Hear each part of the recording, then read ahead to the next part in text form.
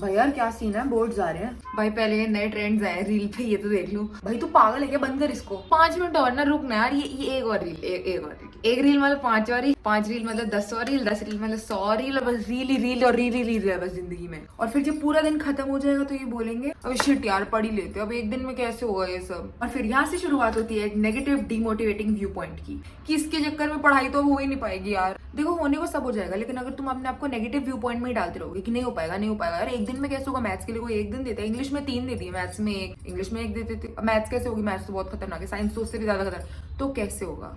इतने negative view points रखोगे तो देखो या तो तुम आलसी हो जाओगे कि जब देखो होना ही नहीं है मेरे से तो फिर मैं क्यों मेहनत करूं, क्यों मैं रील्स ही देखूंगा बैठ के। या फिर एंग्जाइटी तुम्हें मौत दे देगी कि हो ही नहीं रहा यार, अब तो फेल ही हो जाऊंगा, अब तो फेल ही होना है, क्यों क्यों करूँ, कैसे ही कर लूंगा, फेल ही है अब तो। अरे पर यही सोच तो बदलनी है माँ। कैसे यशवी, विस्पर अल्ट्रा नहीं, जस्ट किडिंग। तो वेलकम टू अनदर वीडियो जहाँ पे यशवी ज्ञान देगी आपको और आपकी जिंदगी संवारेगी, क्योंकि अपनी तो वो संवार नहीं पाए। So the first half of this video has tips to motivate yourself to study and the second half of the video has ways in which you can study and memorise easily. इस video की एक warning है कि इस video को ना 1.5 की speed पे या 1.25 की स्पीड पे देखो, क्योंकि ये तुम्हारा बोर्ड्स का टाइम है, तुम्हारी पढ़ाई का टाइम है। प्लीज एक भी मिनट वेस्ट मत करो मेरी बातें सुनने में। ऑल्दो ये बातें तुम्हारे लिए इंपॉर्टेंट है और ये तुम्हें मोटिवेट करेंगी और ये तुम्हें बहुत कुछ सिखाएंगे about concentration and how to learn things faster, but still I don't want you to waste time. तो जहां ना समझ आए वहां ऑब्वियसली तुम स्लो करके देख सकते हो, but otherwise keep the speed of this video 1.25 और 1.5 just for your convenience. Let's get started. So the first question जो बचपन में मेरे दिमाग में भी आता था और जनरली बच्चों के दिमाग में सबसे पहले आता है, पढ़े कब, हमें तो टाइम ही नहीं मिलता। स्कूल होता है, फिर ट्यूशन होती है, कब पढ़े। देखो स्कूल में तो ऐश करनी होती है, ट्यूशन में जाके लड़के ताड़ने होते हैं, और सेल्फ स्टडी के टाइम में हमें सोना और खाना होता है।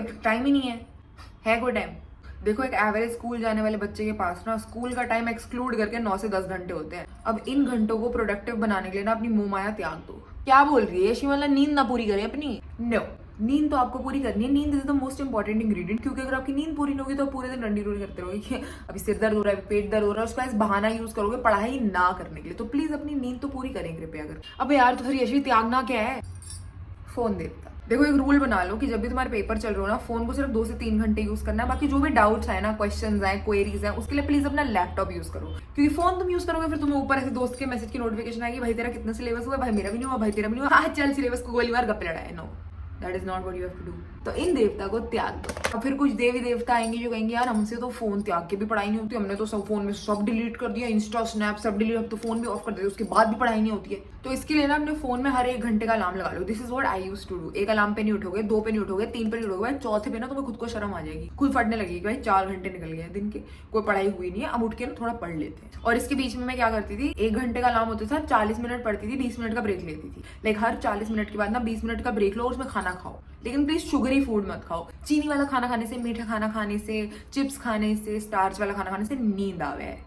अगर पढ़ाई के टाइम पे खुद को जगा के रखना है ना तो पानी पियो भाई, बहुत सारा पानी पियो। जब तुम्हारे बॉडी के अंदर सुसु आता रहेगा ना, बार बार बाथरूम जाना पड़ेगा, तुम एक्टिव रहोगे अंदर से। नट्स खाओ, कच्ची सब्जियां खाओ। नट्स और कच्ची सब्जियां ना तुम्हारे डाइजेशन को एक्टिवेट करती है, तुम डाइजेस्ट इट। तुम्हारा मेटाबॉलिज्म इतना हाई होता है कि तुम्हें नींद आ ही नहीं सकती। चीनी वाला खाना खाकर ना बॉडी सुस्त हो जाती है, स्टार्च वाला, छोले भटूरे, तेल वाला खाना बॉडी को सुस्त करता है। कच्चा खाना, रॉ खाना, सखत खाना, ये खाने से मेटाबॉलिज्म बहुत तेज बढ़ता है बॉडी में, आलस कम आता है, पढ़ाई पे ज्यादा कंसंट्रेशन लगती है। Please do it. अच्छा तो फिर ये सब करने से हम लोग टॉप कर लेंगे। टॉप क्यों करना है, मतलब लोगों को टॉप क्यों करना है? इससे तुम्हारे बॉडी के अंदर ना प्रेशर बढ़ता है पढ़ने का, इसलिए तुम्हें पढ़ाई और ज्यादा मुश्किल लगने लग जाती है। गोल लेके चलोगे भाई, देखो दिन निकाल चुका हूँ, प्रैक्टिकल गोल लेते हैं 60 से 70% लाना है और पास होना है। तुम देखोगे कि भाई चैप्टर अपने आप ज्यादा आसानी से खत्म होते जाएंगे, ज्यादा आसानी से दिमाग में घुसते जाएंगे, क्योंकि प्रेशर नहीं है कोई पढ़ाई का। हमको 100 में से 100 ही लाने, हम 60-70 में खुश हैं, इसलिए चैप्टर जल्दी जल्दी खत्म हो रहे हैं। जो चीजें याद होनी चाहिए वो दिमाग में घुस रही हैं। It's very important to be practical in your exams. या तो तुम 10 महीने पहले से पढ़ाई शुरू कर दो, तो बोलो कि हाँ भाई 100 में से 100 आएंगे, तो तुम शुरू ही 2 दिन पहले कर रहे हो, तो भाई गोल प्रैक्टिकल लेके चलो कि 60-70 आएंगे, प्रेशर नहीं लेना है, पढ़ाई निपटानी है बस। ये मत सोचो भाई कि हमारा गोल है कि हमें पूरी किताब आज ही रटनी है। ये सोचो कि भाई हमारा गोल है कि हमें कुछ नया सीखना है हर चैप्टर में से, और उसे एग्जाम में जाके अपने शब्दों में लिखना है। वर्ड टू वर्ड रट्टे नहीं मारने, टाइम नहीं है। जो है दिमाग में डालो, समझो, उसको अपने शब्दों में जाके लिख देना। इतना दिमाग तुम्हें भगवान ने दिया है। ये ना एक बहुत बड़ी मिसकंसेप्शन है कि हम अपना 100% पोटेंशियल ना एंड में ही दिखा देंगे, ऐसा नहीं हो पाता। 100% पोटेंशियल दिखाने का टाइम ना एंड मोमेंट नहीं होता, वो 1 महीने पहले तैयारी करनी थी। अब अगर नहीं करी ना तो निपटाने की करो। हम ह्यूमंस में ना एक बहुत घटिया आदत है कि भाई हम टाइम वेस्ट करने के बाद देखते हैं कि ओहो ये टाइम तो वेस्ट हो गया, और मतलब हम हर चीज ना ऐसे एंड मोमेंट तक पेंडिंग रखते हैं। और फिर हमारा पढ़ाई का मन ही नहीं होता, क्योंकि भाई जिस चीज की आदत ही नहीं है उसकी आदत अचानक से 2 दिन में कैसे डेवलप कर लोगे। तो ना मत सोचो भाई टॉप कर लूँ, फाड़ दूं पूरी क्लास की 100 में से 100 ले आऊं, नहीं, मीडियोकर रहो भाई, औकात में रहो। दिमाग पे प्रेशर मत डालो, जितना प्रेशर डालोगे ना उतनी ज्यादा एंग्जाइटी और टेंशन दिमाग में बढ़ेगी, कॉन्सेंट्रेशन लेवल गिर जाएंगे, ठीक है, क्योंकि दिमाग एंशियसली ज्यादा सोचेगा देन कॉन्सेंट्रेट कर पाएगा। तो बस यार अभी वीडियो बंद करो और जाके पढ़ो, ठीक है, क्योंकि एक एग्जाम तुम्हारा खराब हो गया ना, फिर तुम्हारे दिमाग में वही पैटर्न चलेगा, यार एक खराब होगा मतलब दूसरा भी खराब जाएगा, मतलब ये भी खराब होगा मतलब मैं ही खराब हूँ, धरती पे बोझ नहीं बनना है। बंद करो वीडियो, जाके पढ़ो।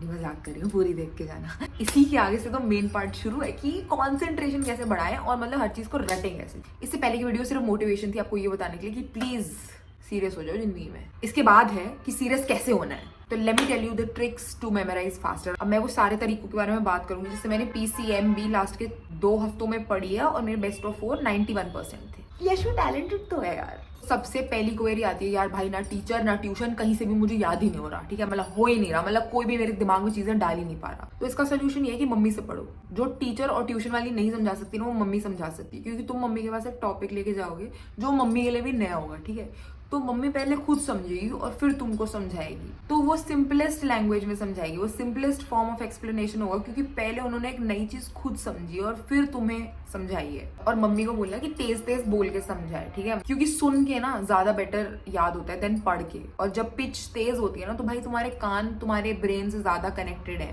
That memory stage for longer, so that really helps. सोच तुम एग्जाम में लिख रहे हो और एक क्वेश्चन है और तुम्हें याद आया मम्मी ने बोला था, your listening memory is more than your visual memory, तो तुम्हें याद आएगा कि हाँ मम्मी ने ऐसे ऐसे बोला था, उसको फिर तुम अपने वर्ड्स में लिख सकते हो, so it becomes really easy to memorise things. Second query आती है कि यार थ्योरी बहुत सारी हो, तो अब मैं मम्मी को पूरे टाइम तो बिठा के रख नहीं सकती ना कि मम्मी सारा काम छोड़ो आप बस बोलते रहो बैठ के, पूरी थ्योरी रटवा दो मुझे, फिर so the second best thing to do is लिख लो।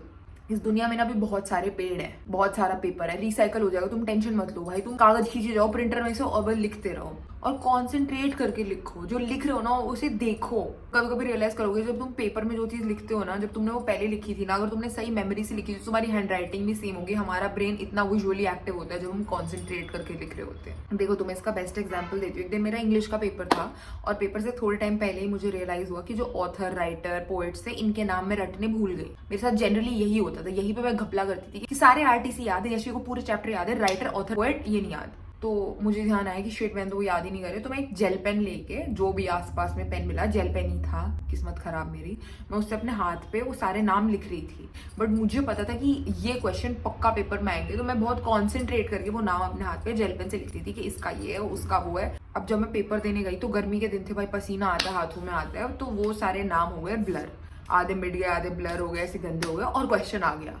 अब क्योंकि जब मैं वो लिख रही थी मेरे अंदर एक डर था और मेरी कॉन्सेंट्रेशन थी कि भाई ये क्वेश्चन तो पक्का आएगा, मैंने इतनी कॉन्शियसली वो अपने हाथ पे नाम लिखे थे कि ऑल्दो मैंने पूरे सिलेबस के थ्रू आउट कोई नाम नहीं पढ़े, बट जब मैं लिख रही थी मेरी कॉन्सेंट्रेशन इतनी तेज थी और इतना डर था मेरे अंदर और इतना फियर था ऑफ रिमेंबरिंग द नेम्स कि वो नाम मुझे याद रहेगा। और पेपर में जाके लड़की वो नाम छाप आई। अब आई don't know how relevant this is, but अगर आप कॉन्सेंट्रेशन से कोई चीज को लिखोगे आपको हमेशा याद रहेगी। सो लिखना is a very important medium of remembering things. और एक थ्योरी प्रूव करती है कि अगर तुम किसी भी चीज को 8 टाइम्स लिख लेते हो कंटिन्यूसली तो तुम्हें याद हो जाएगा। Like if it's a paragraph, if it's a line, if it's a word, अगर उसे 8 टाइम्स कॉन्सेंट्रेशन से लिखोगे वो थ्रू आउट योर लाइफ वो तुम्हारी मेमोरी बन जाए। Like it will stay in your brain through out your life जब तक तुम मर नहीं जाते। तो अगर तुम्हारे पास टाइम ज्यादा है, तो अगर तुम्हें कुछ बहुत मेजर है जो याद नहीं हो रहा, write it down 8 times. It's a sign of infinity.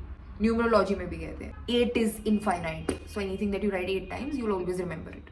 उसके बाद क्वेरी आती है कि कुछ चीजें तो ऐसी होती हैं सिलेबस में जो समझ नहीं आती, मतलब पता नहीं कौन सी इंग्लिश में लिखी होती है और कौन सी भाषा में लिखी होती है, हमको पल्ले ही नहीं पड़ता कि लिखा क्या, उसको 10-10 बार पढ़ना पड़ता है। इसके 2 रीजन, या तो तुम्हारी कॉन्सेंट्रेशन लेवल गिर गया है क्योंकि क्वारंटीन के बाद हमने इतनी रील्स देखी कि हमारा अटेंशन स्पैन ना छोटा हो गया है। 30 सेकंड की रील, 1 मिनट की रील, हमारी अटेंशन स्पैन कहती है कि भाई 1 मिनट में जो है ना बस मैं उतना ही समझ सकती हूँ। 1 मिनट से जो ज्यादा चला गया ना भाई ब्रेन बोल देगा कि नहीं रील है स्किप कर दो, इससे ज्यादा नहीं होगा।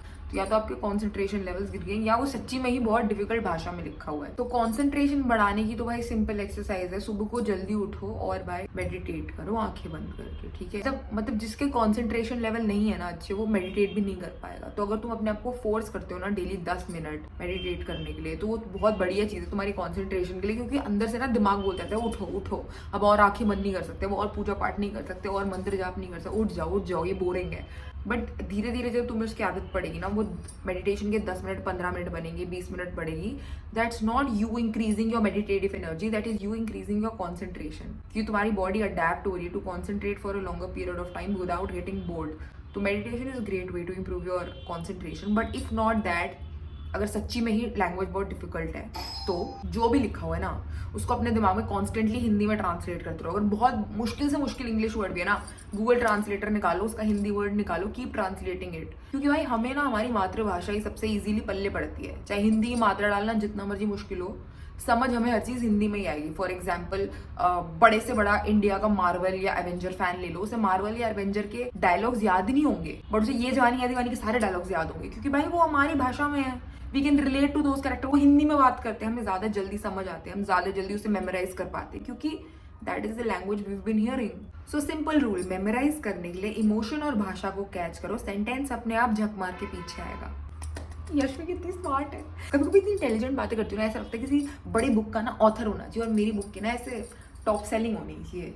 एक दिन होगा, वो दिन भी आएगा। तो पढ़ाई करते हो जो सबसे बड़ा डाउट आता है, और सबको आता है, this is generally during half yearlies या मिड टर्म्स, कि भाई जो नया मैं वो पढ़ूं या जो मुझे ऑलरेडी आता है मैं उसको रिवाइज करके ज्यादा स्ट्रॉन्ग बना लूं। तो जो मैं करती हूँ और जैसे मैं फंक्शन करती हूँ, मैं जो मुझे आता है ना मैं वो ही ज्यादा पढ़ती हूँ और थोड़ा सा नया और पढ़ लेती हूँ, क्योंकि मेरा ब्रेन ऐसे फंक्शन करता है कि जब मैं कोई नया पढ़ती हूँ ना, तो जो पुराना होता है मैं वो भूल जाती हूँ, और अगर मैंने वो स्ट्रांगली नहीं पढ़ा होगा ना तो मैं फेल हूँ। पर अगर मुझे ये 50% पूरा अच्छे से आता है ना, अगर मैंने हाफ ईयरलीज में डट के सिर्फ हाफ सिलेबस अच्छे से करा है ना, मैं फाइनल ईयर्स में पास हूँ। फुल सिलेबस के चक्रों में मत पढ़ो, हाफ सिलेबस करो, अच्छे से करो, जो नया है वो थोड़ा थोड़ा याद कर लो, पूरा नहीं, पढ़ के चले जाओ, obviously have it in your brain, but don't like memorise it. और एक बहुत अच्छा वे जो हमारी आई थिंक केमिस्ट्री की टीचर ने मुझे बताया था, इज दैट जब भी बोर्ड्स आए तो जो सेकेंड हाफ जो पढ़ाया जाता है ना, उसकी वेटेज हमेशा पेपरों में ज्यादा आती है। तो जो भी 10 चैप्टर आ रहे हैं, तो जो भी 6th to 10th चैप्टर है ना, वो ज्यादा स्ट्रांगली और ज्यादा रट के जाओ then the 1st to 5th chapter. 1st to 5th chapter करो, पर क्योंकि तुमने ऑलरेडी पेपरों में बहुत बार करा होगा पहले भी, तुम्हारे हाफ ईयरलीज, फर्स्ट टर्म के स्टार्टिंग के यूटीज, यूनिट टेस्ट, ये सब वगैरह उसमें से ज्यादा आएंगे, तो वो तुम्हारे ब्रेन में ऑलरेडी काफी कुछ रजिस्टर्ड होता है। तो 1st to 5 को नॉर्मली करो, और जो 6 to 10 चैप्टर है उनको स्ट्रांगली करो। तो अगर कोई तुम्हें बोले ना कि हाफ ईयरलीज में हाफ सिलेबस करके जाना है, तो do the second half more well than the first half. I don't know तुम्हें ये समझ आएगा या नहीं, बिकॉज मुझे खुद ऐसा लग रहा है कि मैं बहुत कॉम्प्लिकेटेड भाषा में बोल रही हूँ, but I am trying to explain it as simple as I can. I hope you understand. If you didn't, please comment down, मैं नीचे एक बड़ा सा पैराग्राफ लिख के तुम्हें समझा दूंगी। मुझे बहुत पसंद है बहुत बोल के बहुत समझाना। इसके बाद आते हैं बेचारे साइंस फिजिक्स मैथ्स वाले कि भाई फॉर्मूलाज का क्या करें, फॉर्मूलाज जानकारी हुई है, सबसे घटिया चीज होती है फॉर्मूलाज, ट्रस्ट मी। आज तक जिंदगी में कहीं पर भी नहीं लगे। एडिशन, सब्ट्रैक्शन, मल्टीप्लिकेशन, डिवीजन, इनके अलावा मैंने कोई ट्रायंगल का पार्ट, पैराबोला का पार्ट, हाइपरबोला का पार्ट, ये कैसे निकालना, ये कभी जिंदगी में नहीं आया। कोई ट्राइजेक्टरी निकालनी, बट फिर भी इंपॉर्टेंट है क्योंकि इंडिया का सिलेबस है, जय माता दी। तो इनको कैसे याद करें? तो जो मैंने किया था वो था कि भाई हर चैप्टर के ना फॉर्मूलाज को एक पेपर पे लिखो, और उसको ना जहाँ पढ़ते हो उसके बिल्कुल सामने चिपका लो। मतलब फॉर्मूलाज तुम्हारे सामने होने चाहिए, और किसी भी क्वेश्चन में अटको ना तो डरो मत चीट करने से। अटको, ऊपर फॉर्मूला देखो और क्वेश्चन को सोल्व कर दो। यहाँ पे चीट कर लोगे ना देख के तो पेपर में नहीं करने पड़ेंगे, क्योंकि तुम्हें याद रहेगा कि जब भी हम लाइफ में चीटिंग करते हैं ना, वो चीज हमें हमेशा याद रहती है। I am not talking about relationships, I am talking about paper. मतलब मुझे वो क्वेश्चन नहीं याद होगा जो मैंने खुद से लिखा था, मुझे वो क्वेश्चन याद होगा जो मैंने चीट करके लिखा था सामने वाले से। वो है हमारी मेमोरी का कुछ लफड़ा है, चीटिंग वाली चीजें हमको ज्यादा अच्छे से याद रहती है। तो फॉर्मूला सामने रखो, जब ना समझ आए चीट कर लो, पेपर में अपने आप याद रहेगा। नेक्स्ट इज क्या हमें YouTube ट्यूटोरियल्स देखने चाहिए? YouTube helpful in terms of boards and exams? अब इसका सबसे ज्यादा प्रैक्टिकल आंसर ये है कि अगर तुम्हारे बोर्ड्स में 6 से 7 दिन है, पहले सब पढ़ाई करो और जो भी डाउट्स हो ना वो एक पेपर पे लिखते जाओ, ठीक है। अब रात को एक टाइम आएगा जब तुम पढ़ाई से थक जाओगे and you need a break. उस टाइम में वो जो पूरे दिन में डाउट्स लिखे ना, उनकी YouTube वीडियोस जाके देखो, और हर वीडियो के ना 4-5 ट्यूटोरियल्स देखो विद एग्जाम्पलर। तो वो टॉपिक तुम्हें इतना क्लियर हो जाएगा तुम्हें वो पढ़ने की जरूरत ही नहीं पड़ेगी। तो you don't have to go to the book again because you are already bored of the books. तो वीडियो से ही तुम्हें सारी नॉलेज आ जाएगी कि इसको कैसे करना है। और एग्जाम्पलर एक्सरसाइजेस तुम्हें वो दे देती है, a way to solve the practical questions based on the formulas and all. अगर वो ऐसा कोई टॉपिक, अगर हिंदी इंग्लिश है तो 4-5 उसके वीडियोस देख लो, they help you well and enough. और जब भी तुम पढ़ाई के टाइम पे यूट्यूब के ट्यूटोरियल्स देख रहे होते हो ना, तुम्हारा दिमाग ऑलरेडी बहुत बोर्ड होता है पढ़ के। तो जो YouTube का ट्यूटोरियल होगा ना उसको 1.25x या 1.5x की स्पीड पे रखना, ठीक है, ताकि वो टॉपिक फटाफट क्लियर हो। क्योंकि अगर वो टॉपिक भी स्लो चल रहा होगा ना, तुम्हारा दिमाग तुम्हें दोबारा से बोलेगा बोर हो रहा हूँ, इस ट्यूटोरियल को बंद कर दो, तुम नहीं पढ़ोगे। That is how the brain functions in exams particularly, ये मैंने देखा है। तो जो भी ट्यूटोरियल देख रहे हो फास्ट की स्पीड पे देखो। हाँ, जो नहीं समझ आ रहा उसको स्लो करके नॉर्मल स्पीड पे सुनो, दोबारा सुनो, रेपिटेटिवली सुनो अगर नहीं समझ आता। But otherwise any tutorial that you are watching, watch it at a speed of 1.5x, क्योंकि ये टाइम बहुत इंपॉर्टेंट है। ये टाइम दोबारा नहीं आएगा। I don't want you to regret even 1%। तो जितना टाइम है उसको सेव करो, जितना जल्दी इस वीडियो को देख सकते हो देखो। Just learn out from it, get solutions to your problems and move ahead, move on. मैं तो कर नहीं पा रही, पर तुम करो प्लीज। इस सब में हमने कवर कर लिया कि भाई सबसे ज्यादा हमारी ऑडियो पावर होती है, इसलिए मम्मी से बातें सुनो। उसके बाद हमारी लिखित पावर होती है, तो लिख के याद करो। उसके बाद भी अगर तुम्हें कोई चीजें हैं जो नहीं समझ आ रही, जैसे I use to use this trick for SI units की, मतलब 1 सेंटीमीटर कितना मीटर होता है, 1 किलोमीटर। उस जो चीज नहीं समझ आ रही है ना, उसको पेपर पे लिखो और घूरते रहो 10 मिनट बैठ के, जब तक तुम खाना खा रहे हो, क्योंकि तुम और कुछ कर नहीं सकते उस टाइम पे। एक पेपर पे लिखो और उसे घूरते रहो। Your brain will register it. Visual power is the last option. बहुत सारे SI यूनिट्स में मैंने ये किया है, फिजिक्स के conversion units, SI units, converting 1 metre, time units, ये सब के लिए दिस इज वेरी हेल्पफुल। क्योंकि हमारा 1 मार्क कटता था अगर हम कोई भी फिजिक्स या मैथ्स में इक्वेशन सॉल्व करते थे और उसके एंड में जो नंबर का आंसर आता था उसके आगे हम SI यूनिट नहीं लगाते थे कि भाई हमने आंसर आर पर मिनट नहीं, किलोमीटर पर आर या मीटर पर मिनट किस SI यूनिट में निकाला है या मीटर पर सेकेंड में निकाला है। तो उन कन्वर्जन के लिए SI यूनिट्स बहुत इंपॉर्टेंट होते हैं। उसके लिए मैं एक पीस ऑफ पेपर पे सारे SI यूनिट्स लिखती थी। I used to just look at it for like 10-11 minutes while I was eating food, तो सारे दिमाग में रजिस्टर हो जाता, तो वो 1 मार्क बच जाता था। पेपर में अगर सिर्फ SI यूनिट डालने से 1-1 मार्क बढ़ता है और 15 क्वेश्चन भी है, तो लाइक 1-1 मार्क का 15 मार्क्स बच जाते हैं just because of SI units. So it's very important. एक बार मेरे फिजिक्स के पेपर में हुआ था कि मेरा न्यूमेरिकल आंसर गलत था, लाइक जो भी मैंने सब सॉल्व किया उसका जो नंबर का आंसर आ रहा था वो गलत आ रहा था। So I had to be given a 0 out of 10 in that one question, but just because मैंने SI unit correct लिखा था, I converted I think torques into hertz, कुछ तो speed and voice sound का कुछ तो equation था, but क्योंकि मैंने end में SI unit सही लिखा था, मुझे 10 में से 1 मिला था।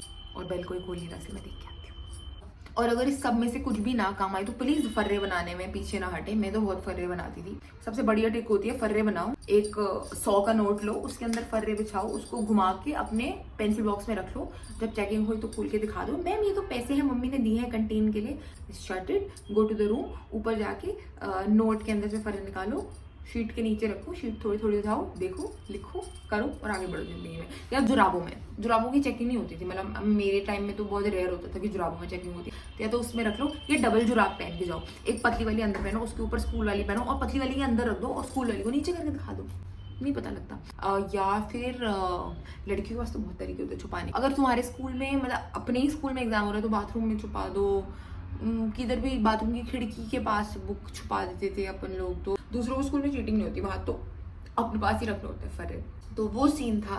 आई कार्ड में रखती थी मैं, आई कार्ड का वो स्लाइड करके जो पीछे वाली जगह होती है उसमें फर्रे डाल के आई कार्ड वापस ऊपर रख दो, टांग लो। बस ध्यान रखना है कि आई कार्ड मुड़ ना जाए, पीछे दिख गया तो पूरी दुनिया को पता लग जाएगा आई कार्ड में फर्रे लेके घूम लो। So stay cautious about that. मैं तो स्वेटर पहनती थी ना ऊपर, सर्दियों के एग्जाम होते थे तो अपन आई कार्ड को स्वेटर में डाल लेते थे, फिर ऊपर जाकर निकाल लेते थे, फर्रे निकाल लेते थे। चीटिंग, बहुत चीटिंग करी है लाइफ में, बट पढ़े भी बहुत है, तो आप दोनों का इस्तेमाल कर सकते हैं। फर्रे is always an option, but अगर आपसे पढ़ाई ना हो रही हो तो पहले मैं आपको सही रास्ते पे भेजूंगी। अगर सही रास्ता सही ना जा रहा हो तो फिर आप मुड़ के फर्रे बना ही सकते हो। वैसे भी आपने बनानी है, मुझे पता ही है, मेरी ऑडियंस हो, मेरी जैसी हो, तो बना लेना, कोई टेंशन नहीं है। भाई जय माता दी पूजा करके जाना कि पकड़े ना जाए, और सही से छुपाना।